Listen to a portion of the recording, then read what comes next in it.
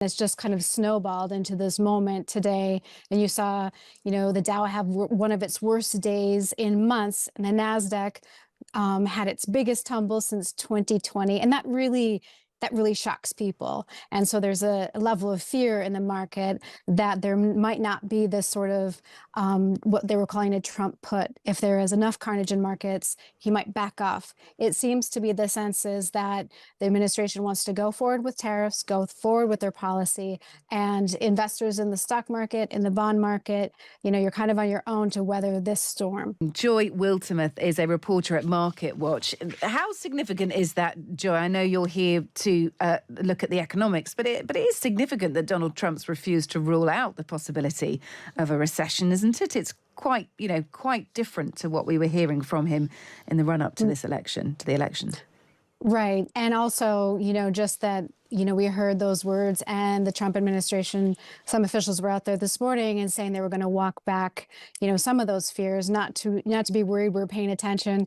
Nonetheless, consumers in the United States already signaled that they are worried about their jobs, and they're worried about the trajectory of the economy. And it's just kind of snowballed into this moment today. And you saw, the Dow have one of its worst days in months, and the Nasdaq had its biggest tumble since 2020. And that really shocks people. And so there's a level of fear in the market that there might not be this sort of what they were calling a Trump put. If there is enough carnage in markets, he might back off. It seems to be the sense is that the administration wants to go forward with tariffs, go forward with their policy, and investors in the stock market, in the bond market, you're kind of on your own to weather this storm.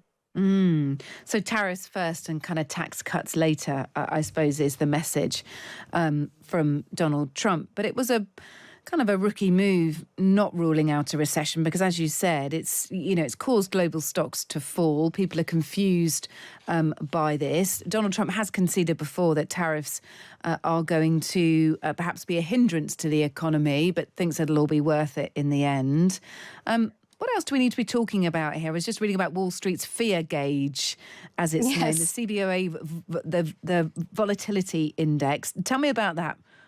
That spiked again today. So when you see that, it's just the tone in the market where it takes a little bit more to walk down sort of the fears. If that's your objective, to say, we've got you in the past since 2020 when we've seen big drawdowns in the stock market. Well, we had the Federal Reserve at our back as sort of investors or for the economy. And now we're in a very different backdrop where the Federal Reserve has been slowly bringing rates down a little bit. But of course, they're very concerned. They don't want a repeat of the 70s when inflation gets out of hand again. And while tariffs long term might not be inflationary, they definitely there's a price hit for consumers. And you're seeing that reflected right now in the consumer sentiment data. So the soft data, the survey data is definitely reflecting the fears, and the fears you can see in the market today. The hard economic data, the jobs, that kind of thing, it's still holding up. The economy is still holding up. The worry is what comes next. If people are worried about their jobs, are they going to pull back on spending? Are businesses going to, put their plans on pause, and then we see more layoffs and that kind of thing? The worry is just what can happen from here. Yeah, and we've got the steel and aluminium tariffs coming into force on Wednesday. I wonder whether they will have an effect. There was talk last week, at the end of last week, Joy, that Donald Trump's concessions towards Canada and Mexico on tariffs over certain products, that came after concerns about the markets. Could that be true? And, based on what we're seeing today, could we see a softening from Donald Trump on tariffs? I don't know. And that's probably what's really spooking markets as well, because Donald Trump said, I'm not even looking at the stock market. And then you will hear somebody in the market tell me, as soon as somebody tells you they're not looking at something, that inherently means they're looking.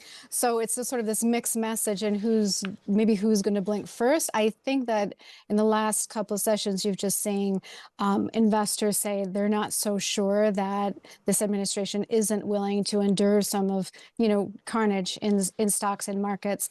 And the bond market is also telling you, that there is concern about the U.S. economy. If you look at the long-term rates, they've come down quite considerably since just a couple months ago. The 10-year rate was creeping up closer to 5%, and that would, ostensibly sort of slow things down, sort of help deal with inflation worries. And now you've seen that kind of come screaming in. So that points to fears in the bond market about a recession. And look, potential recession. Tesla plunging again. So shares plunged by more than 9.5% in trading this afternoon. Over the last month, the shares have fallen down 32%. That kind of has basically put them back to where they were before the elections, because it wiped off all of their initial gains.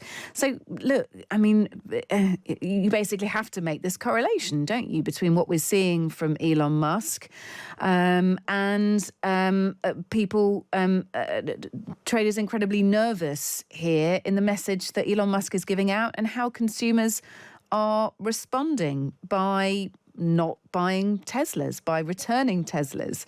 There is a definite kickback here, isn't there? Well, you could say that, group it up with the Magnificent Seven stocks, which that basket of sort of 7 high growth stocks that just really carried the stock market gains for the last year plus.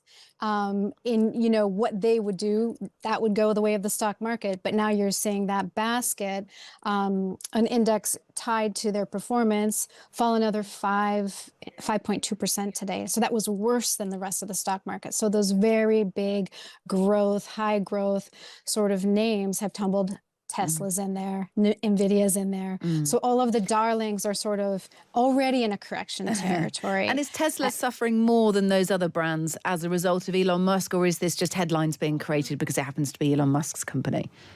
Well, you could say there's definitely things in the news saying individuals aren't happy. Definitely people that work for the federal government are worried. There's a lot of worry about jobs and where we go from here.